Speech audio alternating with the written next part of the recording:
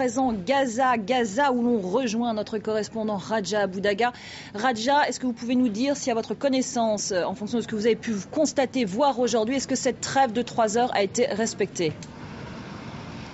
Écoutez, proportionnellement à tous les jours qui sont passés, effectivement ici la ville de Gaza, les gens ils ont pu sortir de chez eux, les habitants de Gaza ils ont espéré énormément à cette trêve. Par contre, je vous confirme que le long de la frontière de la ville de Gaza, c'est-à-dire le nord, le sud et le est de la ville de Gaza, on a assisté à des bombardements, des fortes explosions.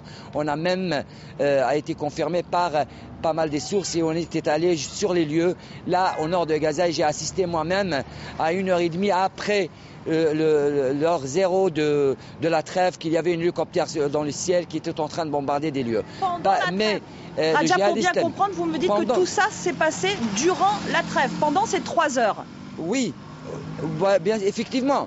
Et le djihad islamique, il vient d'annoncer que il y avait 10 morts pendant cette trêve, reste à confirmer, mais aussi elle disait que c'est uniquement un compliment pour la France et les pays arabes que cette trêve de 3 heures, qu'elle n'a pas rendu service au peuple. Les ambulances ne sont pas cessées de ramasser les corps et d'autres blessés.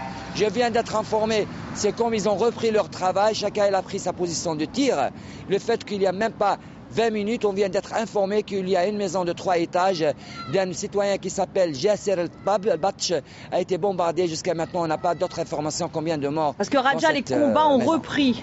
Les combats ont repris à l'heure où nous parlons. Oui. Oui, malheureusement, les combats ils sont toujours repris.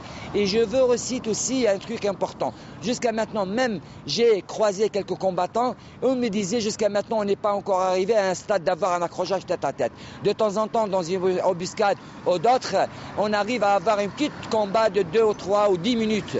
Par contre, c'est des embuscades, des explosions, des bombardements et ripostes de l'un de l'autre. Action, réaction, réaction, action. Merci Radja, et bien sûr vous nous tiendrez informés tout au long de la soirée sur les derniers développements à Gaza. C'est avec vous